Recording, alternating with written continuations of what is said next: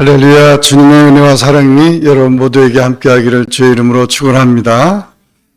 오늘 제목을 다 같이 따라하겠습니다. 동방박사들의 경배. 오늘 우리 예수님의 생일에 모두가 다 이렇게 열심히 찬양을 했는데 또 우리 바하고 캐티 줄리아가 팬들의 메시아 할렐루야를 해서 너무 참 아름답습니다. 좋습니다. 주님이 기뻐하심을 믿고 주님이 영광 받으신 줄로 믿습니다.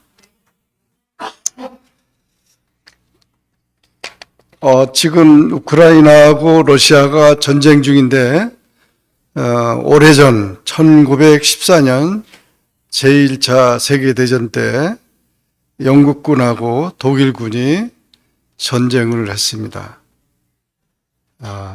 1914년 12월 24일이었어요. 지금으로부터 하면 108년 전의 일입니다. 전쟁이 한 5개월 정도 지났습니다. 2-3살 지나면은 끝날 것이라던 예상을 훌쩍 넘기고 크리스마스 이브가 됐습니다. 독일군과 영국군이 가깝게 대치했던 서부 전선의 일이었습니다. 양측 병사 모두 참호에 몸을 숨기고 상대를 향해 총부리를 겨누는 구조였습니다.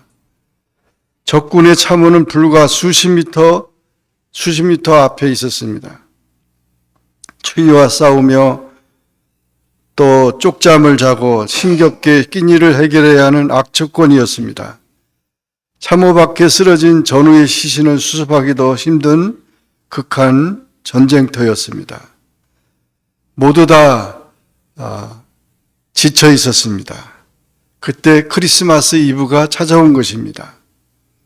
약속한 것도 아닌데 총소리가 멎었습니다. 양측 병사들은 두고 온 가족들을 떠올리며 편지를 썼습니다. 성탄의 의미를 생각하며 기도도 했습니다. 평화에 대한 간절한 마음을 담았습니다. 빨리 전쟁이 끝나 가족 품으로 돌아갈 수 있기를 하나님께 기도했습니다. 해가 지고 어둑어둑해졌습니다. 한 독일군 병사가 노래를 시작했습니다. 물론 그 참호 안에서이었습니다. 고요한 밤, 거룩한 밤을 불렀습니다. 병사들은 이내 숙연해졌습니다. 혹독한 추위도 방금 전까지의 공포도 잊을 정도로 마음이 따뜻해졌습니다. 코앞에 대치하고 있던 영국군도 다르지 않았습니다. 적진에서 들려오는 캐롤에 함께 빠져들었습니다. 왜 총을 들어야 하는지, 이 상황에서 성탄의 의미는 무엇인지 복잡한 생각에 잠기기도 했습니다. 한 영국군 병사는 백파이프 연주로 독일군의 노래를 바쳐주었습니다.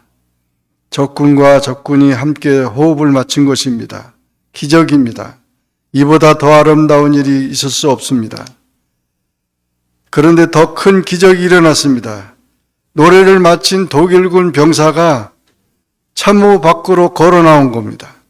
손에는 총 대신 전등불로 작은 크리스마스 트리를 들고 서서 나온 겁니다. 평소 같으면은 당연히 자살 행위입니다. 영국군 참호를 향해 걸음을 뗐습니다. 죽음을 무릅쓴 행동이었습니다. 양측 참호에 모두 무거운 긴장감이 돌았습니다. 어떻게 해야 할지 혼란스럽기도 했습니다. 그러나 그것은 잠시였습니다. 영국군들도 이내 경계심을 풀었습니다. 독일군의 표정과 몸짓에서 사랑과 평화로 이 땅에 온 아기 예수를 떠올렸습니다. 누구의 지시도 없었지만 양측 병사는 모두 참호 밖으로 나왔습니다. 그리고는 상대를 향해 다가갔습니다. 악수도 하고 포옹도 하고 배지나 계급장, 술 등 작은 기념품들을 교환했습니다. 참호 밖에 널린 전우의 시신을 수습하기도 했습니다. 평화가 전쟁을, 생명이 죽음을, 사랑이 증오와 공포를 물리친 순간이었습니다. 그들도 말로 할 수 없는 감동에 빠졌습니다. 기적이라고는 밖에는 달리 표현할 방법이 없었습니다. 이 크리스마스 휴전 사건으로 알려져 있는 전설 같은 신화입니다. 이런 일이 그 전쟁터 거기서만 있는 게 아니라 여러 전선에서 다 있었습니다. 모두 자연 발생적이었습니다. 아쉬운 점은 그것이 하루의 휴전이고 하루의 기적이고 하루의 평화로 끝났다는 사실입니다. 크리스마스가 끝나고 그들은 다시 총뿌리를 겨눠야 되고 그 사람들은 대부분 전쟁에서 다 목숨을 잃었습니다. 정말 놀라운 일이죠. 이렇게 전쟁하는데 크리스마스가 돼서 총을 내려놓고 포옹도 하고 했던 그런 크리스마스 평화, 하루의 평화, 하루의 그 휴전, 그것이 있었다는 게 역사적인 기록입니다. 정말 우리 크리스마스는 누구도 원수도 없고 또 아군도 없고 적군도 없고 모두가 다 아기 예수님 안에서 다 우리가 이 사랑과 용서와 평화를 이루는 그런 귀한 주님의 탄생이었다는 사실을 보여줍니다. 오늘 본문은 동방박사들의 경배입니다. 어제 목자들의 성탄을 우리가 같이 생각했는데 비천하고 가난한 사람들도 예수님을 찬양하지만 이 동방박사 같은 동방박사는 천문학을 연구하는 그런 학자들입니다. 그 당시 이 학자들은 굉장히 존경받는 사람들입니다.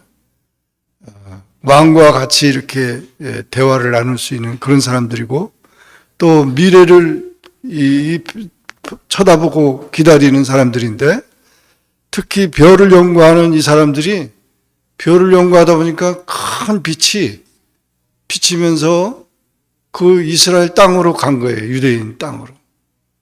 그래서 이들은 이 아라비아, 페르시아 쪽에 그런 동방 쪽에 있는 사람들이지만 이 별을 찾아서 가야 되겠다고 하면서 계속 별을 연구하면서 그 위험을 무릅쓰고 또 아기 예수가 태어난 곳을 향해서 찾아왔는데 유대 땅에 오니까 당연히 이 별이 빛이 나면은 그 인물이 태어나기 때문에 예루살렘 수도 서울이 예루살렘이니까 예루살렘에 가면은 이 소식을 알겠다고 해서 별을 계속 쫓아가지 않고 그냥 예루살렘으로 갔더니 예루살렘에는 왕이 있었어요. 로마에서 세운 왕이 있어요. 이스라엘이 로마 속박에 있었기 때문에 그래서 그 헤롯 왕은 에돔 족속입니다. 이방인입니다.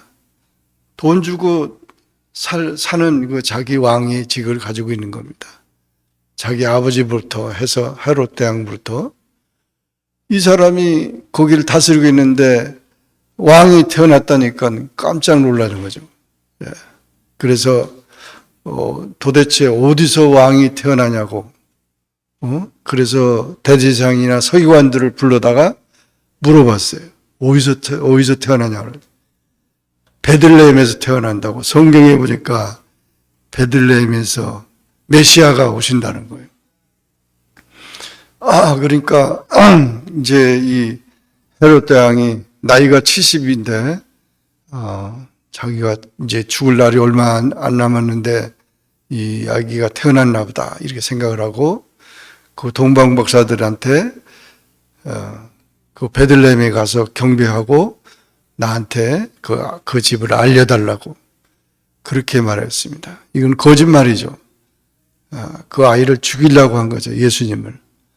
그러나 하나님은 피난을 시켰고 또 그 이후에 이 헤롯 왕이 그 동방 박사들이 다시 오지 않기 때문에 그냥 고국으로 다시 돌아가라는 천사의 지시를 받아가지고 감으로 인해서 2살 아이 이하로다가 아이들을 다 죽인 거예요. 남자아이를 다 죽인 거예요. 그러니까 예수님을 죽이려고 다 죽인 거죠. 근데 그때는 예수님은 이집트로 피난 가 있었을 텐데. 이런 역사가 있었는데, 아무튼 그 동방 박사들은 그런 어려움 속에서도 이렇게 아기 예수님을 경배했다는 것은 참으로 우리가 본받을 만한 귀한 일이 아닐 수 없습니다.